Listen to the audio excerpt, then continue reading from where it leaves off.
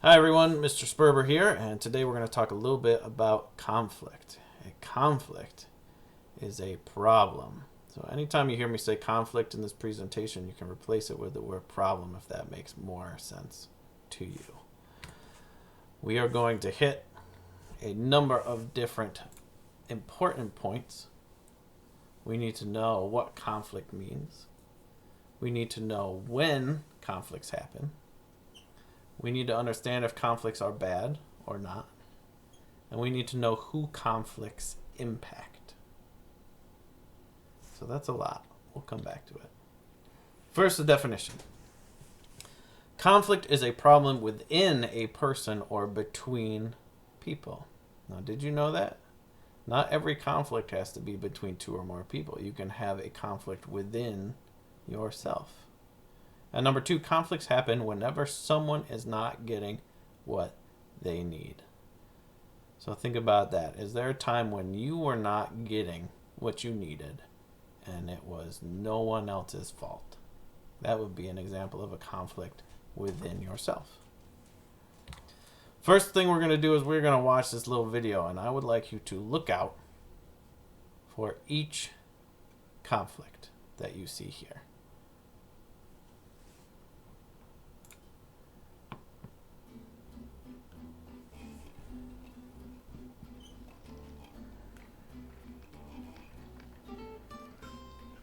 Try and count them as they happen.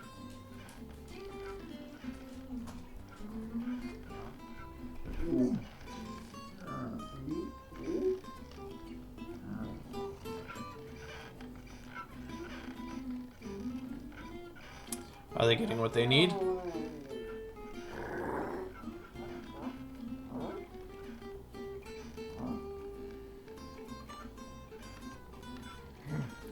Are they solving this conflict in a peaceful way?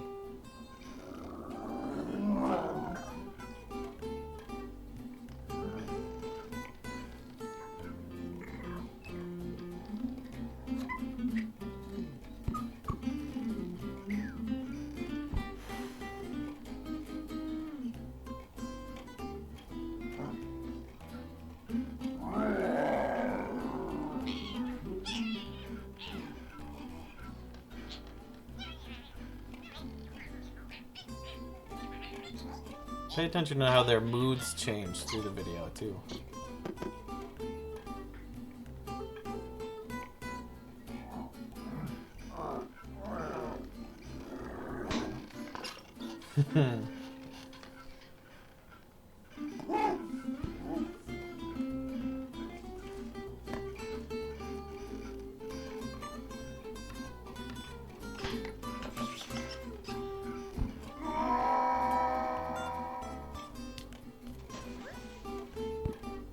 And now, what do you think is going to happen with the rabbit and the raccoon?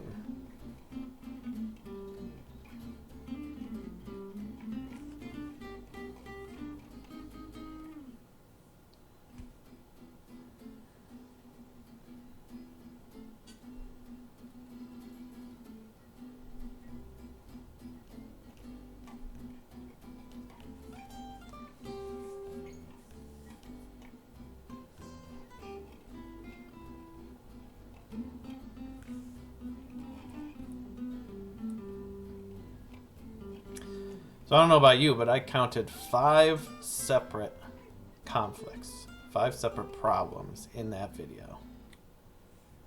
And we're going to talk about them here. All right, here's our first conflict that we came across, the moose and the bear trying to get past each other on the bridge. Now, both of them have a need that's not getting met. Remember, back to our definition. Both of them need to get across the bridge, but they can't because there's another big animal in the way. When we talk about outcomes of conflicts, we talk about it in terms of winners and losers. The winners get what they need, and the losers don't. Now, do either of these animals get what they needed? Neither one of them got across the bridge, so unfortunately, we would call them both, each of them. This would be a lose-lose situation. The next conflict I saw was between the bear and the raccoon. The raccoon also needed to get across the bridge, And the bear needed to get that raccoon to stop bugging him so that he could get past the moose. Now the raccoon doesn't make it across, and the bear gets that raccoon out of his hair for a second. And the same could be said between the moose and the rabbit. And now we have a situation where we have a conflict between multiple people. Here's like we got two teams. We've got the rabbit and the raccoon that are trying to get these bigger animals out of the way. That's a need that they have. And we have the moose and the bear, whose need right now is probably to not fall down into the river below the bridge. But unfortunately, they do fall. But the raccoon and the rabbit get them out of the way. So we have two winners here, and we have two losers. And the last conflict I saw was between the rabbit and the raccoon. Both of them need to get across the bridge, and do they get it? They get past each other, and they get to where they need to be. But if we look down at the bridge, because of the conflicts that happened before, we now have a broken bridge. And if a big deer comes along and needs to get across that bridge, it's not going to be able to. And even though that deer was not involved in the conflicts before, it's affected. So we need to remember that any problems or conflicts we have between each other affect more than just the people who are involved. In this situation, the community and the other animals in this area are part of the losing team because they can't use that bridge anymore. A lot of people use this quote when they're describing conflicts. When two elephants fight, it is the grass that suffers. If two elephants are going at it and one walks away the winner, it's not just that other elephant that's the loser. Imagine how much dirt must be torn up and grass and trees knocked over. And how's that going to affect all the other animals that are around?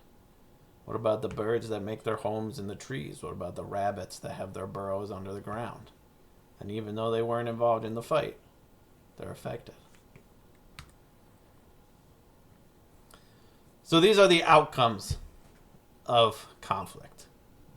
You either have some winners and some losers, or everybody loses, or everybody wins. So for example, if I have a cookie, I want that cookie, you want that cookie. I don't share it with you, I just keep it, I'm the winner, you're the loser. If you take it from me and eat it before I can get it back, then I'm the loser, I don't have the cookie anymore, and you're the winner. If you grab it from me and I hang on and we're both tugging on it until it crumbles into cookie dust all over the floor, then neither one of us get the cookie and we're both losers. And if I see that you want the cookie or you ask for it nicely and I decide to share with you and snap it in half and we both get our cookie, then we're both winners. But this last column over here is about the community. And when you are a loser, when you end up the loser in a conflict, it does not put you in a good mood. So if you don't get your cookie, you might go over to your sister and start yelling at her for no reason. You might be a little more upset if someone asks you to do something for them, and you might not do it. And if we're both losers and there's a big mess on the floor, I don't want to clean it up. You probably don't want to clean it up. And if we leave that behind for someone else, mom or dad or grandma and grandpa to come and find, that's going to affect them as well. Probably everybody else in the house.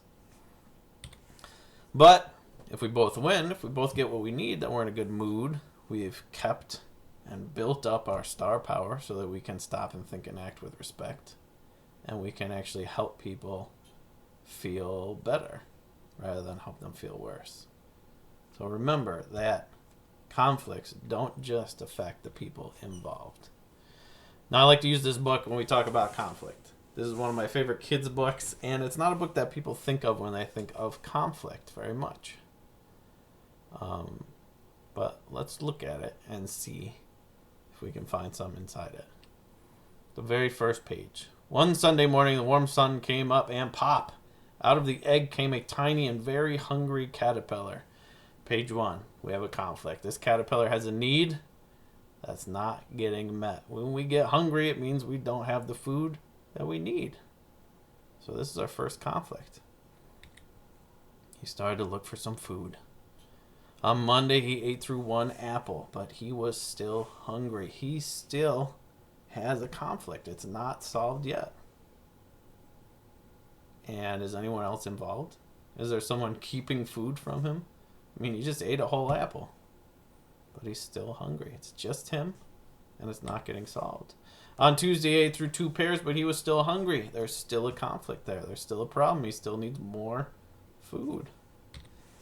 On Wednesday, he ate through 3 plums, and he was still hungry. And this goes on and on and on. So this book is a great example of how conflicts happen all the time. Even when no one else is involved, whenever you have a need that's not getting met, you have a conflict within yourself. And it's not necessarily bad or good, but the outcomes can be bad or good. If there's a loser in the outcome of a conflict, the outcomes are usually bad. And it's a good example of how conflicts happen within yourself as well. All right, let's recap. Here are our main points about conflict. It is a problem within a person or between people, so 1, 2, or more people. Conflict happens whenever someone is not getting what they need, just like the animals needed to get across the bridge and couldn't. Conflicts happen all the time. Even those 4 or 5 pages we read of The Hungry Caterpillar was conflict after conflict after conflict. And conflicts impact more than just the persons involved. And this is where we get into our assignment for today. I would love for you to think about a conflict that you observed between 2 or more people, or a conflict you had within yourself or between yourself and someone else. And I would like you to think about how that affected someone that was not involved with that conflict. And tell me about it down in the comments. So, for example, I have this pencil. I'm trying to sharpen it. I need this pencil sharpened so that I can write or draw with it. And it's one of those situations where I sharpen it and the tip breaks off, and I sharpen it and the tip breaks off, and I'm getting really frustrated. And maybe I push a little too hard on my sharpener and it breaks. Now, this problem was only mine. This conflict was only within myself. But the result of it is that the pencil sharpener is broken. Now, if someone else from my family needs a pencil sharpened, they won't be able to. Even though this problem was just within me, it's affecting them as well. And I know sometimes when I'm working really hard on something and my daughters come over and ask me for something, sometimes they can be very persistent. And if I start to get frustrated or annoyed, sometimes I raise my voice or yell a little too loud, and that might affect them as well. So if my older daughter comes over and does that, I end up yelling at her. 10 minutes later, you can count on it, I'll hear her down in her sister's room yelling at her with the same volume and the same tone of voice as mine. So even though my youngest daughter wasn't involved in that conflict with my older daughter, it affected her as well. So think about something like that you could share with us. And I can't wait to read your comments. Thanks for spending time with me. I can't wait to see you guys in person again. This is me signing off.